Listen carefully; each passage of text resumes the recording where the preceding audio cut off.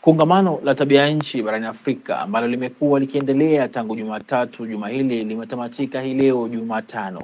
Mustakabali wa Nairobi almaarufu The Nairobi Declaration kuhusu mabadiliko ya hali ya hewa umewekwa saini na kuzinduliwa na viongozi mbalimbali wa Afrika ambao wamekubaliana kuwa mstari wa mbele katika kutafuta suluhu endelevu kwa mzozo wa hali ya hewa.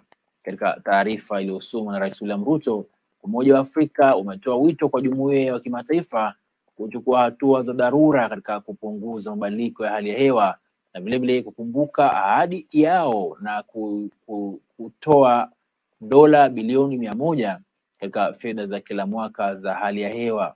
Umoja wa Afrika aidha umejitolea kuendeleza na kutekeleza sera, kanuni na motisha zinazolenga kuvutia uwekezaji wa ndani, kikanda na kimataifa katika ukuaji wa kijani na uchumi jumuishi.